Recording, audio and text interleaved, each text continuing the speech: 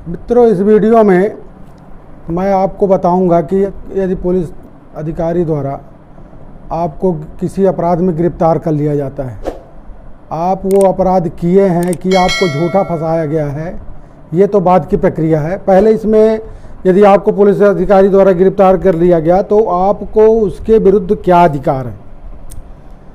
तो किसी भी व्यक्ति को जो आरोपी है उसके मनमानी गिरफ्तारी और उसके रहने के स्थान पर मनमानी तलाशी के विरुद्ध अधिकार है।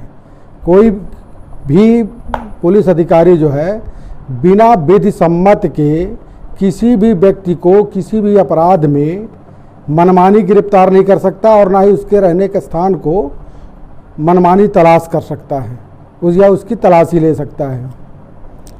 दूसरा अधिकार उसका यह है कि यदि किसी व्यक्ति को मान लीजिए किसी अपराध में गिरफ्तार कर लिया गया तो उसे भारतीय संविधान के अनुच्छेद 22(2) में यह प्रावधानित किया गया है, भारतीय दंड प्रक्रिया संहिता के धारा 56 और 57 में भी यह प्रावधानित है कि उस गिरफ्तार व्यक्ति को 24 घंटे के अंदर मजिस्ट्रेट के समक्ष प्रस्तुत किया जाना चाहिए।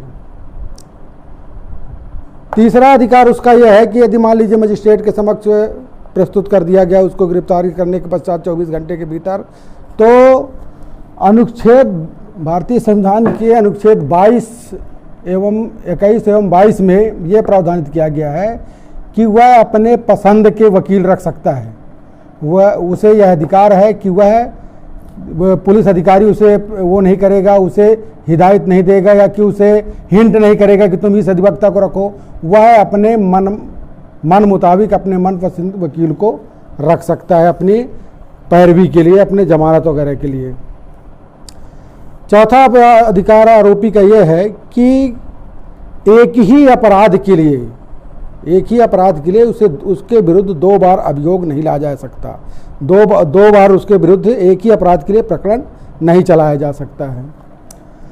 अब मान लीजिए जो व्यक्ति गिरफ्तार है, उसको ये भी अधिकार है, जो गिरफ्तार करता अधिकारी है उसका यह दायित्व है कि जिस व्यक्ति को गिरफ्तार किया गया है उसे यह बताए कि जो जिस अपराध में उसे गिरफ्तार किया गया वह जमानती प्रकृति का है और वह इसमें जमानत करा सकता है, जमानत ले सकता है। तो आरोपी जो है गिरफ्तार करता अधिकारी के समक्ष ही सक्षम जमानत प्रस्तुत कर उस जमानत में रिहा हो सकता है। अभियोजन की कार्रवाई आगे होती रहेगी। यदि वह गैर जमानती प्रकृति का अपराध है तो फिर उसमें न्यायालय के समक्ष उसको जो प्रस्तुत किया जाएगा तो न्यायालय का स्वाभिवेक है कि उसमें उसको जमानत का लाभ दिया जाए या ना दिया जाए। इसके अलावा अब जो आरोपी है जिसे गिरफ्तार कर लिया गया है उसका यह भी अधिकार है कि किसी पूर्व प्रभावी रेट्रोएक्टिव दंडात्मक अधिनियम के तहत उसे जो है दंडित नहीं किया जा सकता। पूर्व प्रभावी अधिनियम के तहत उसे जो है दंडित नहीं किया जा सकता। अब अभियुक्त को इसके अलावा भी कुछ अधिकार हैं कि किसी भी व्यक्ति को अपने विरुद्ध साक्ष्य देने के लिए बाध्य नहीं किया जा सकता है कि वह अपने विरुद्ध, क्योंकि कुछ प्रकरण ऐसे न्यायालय में भी ऐसे भी आते हैं कि जिसमें कोई साक्ष्य नहीं होते किंतु अभियुक्त के कथन का आधार लेकर उसका मेमोरेंडम कथन बना करके उसके विरुद्ध यह अभियोग पत्र प्रस्तुत किया जाता है कि वह अपराधी है। तो ये अभियुक्त का अधिकार है कि उसके विरुद्ध जो मामला लाया गया है तो वह उसके अपने ही विरुद्ध वह साक्ष्य देने के लिए बाध्य नहीं है। इसके अलावा उसका यह भी अधिकार है कि जब तक उसके विरुद्ध अपराध सिद्ध ना हो तब तक उसे अपराधी न माना जाए, उसे दोष मुक्त माना जाए। साथ ही ये भी है कि यदि आरोपी को किसी अपराध में गिरफ्तार किया गया है तो जिस आरोप के लिए उसे गिरफ्तार किया गया है वह उसे बताए, वह आरोप पत्र वो पहले प्राप्त करने का अधिकारी है।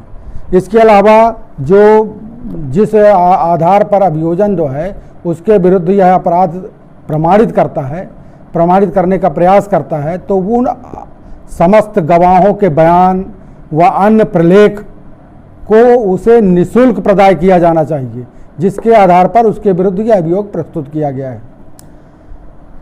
फिर वह इन सभी की प्रति जिसके आधार पर वो उसके विरुद्ध अभियोग प्रस्तुत किया गया है उन सभी की प्रतियां मांग सकता है कि भाई जिस आधार पर आप मेरे विरुद्ध यह मामला बनाए हो तो जो भी तथ्य हैं, जो गवाह हैं, जो भी प्रलेख इस संबंध में हैं, उन सब की प्रतियां आप मुझे प्रदान करो।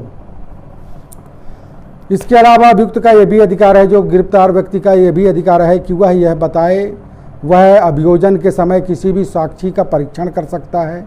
अगला अधिकार यह है कि जो आरोपी है, जिसे गिरफ्तार किया गया है, उसके संबंध में उसको यह अधिकार है कि वह न्यायालय में अभियोजन के समय ऐसे प्रत्येक तथ्य जो उसे निर्दोष साबित कर सकते हैं, उन सभी तथ्यों को वह न्यायालय में प्रस्तुत कर सकता है।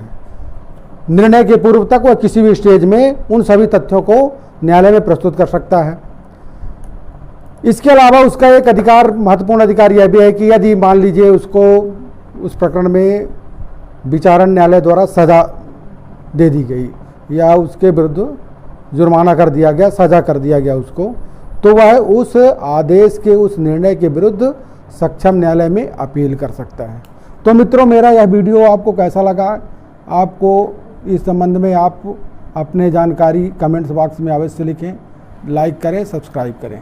हाँ, तो मित्रों, अब आप समझ गए होंगे कि यदि पुलिस द्वारा किसी अपराध में आपको आरोपी बनाया जाता है, गिरफ्तार किया जाता है, तो आपके क्या अधिकार हैं। ठीक है, मिलते हैं अगली वीडियो में। जय हिंद, जय भारत।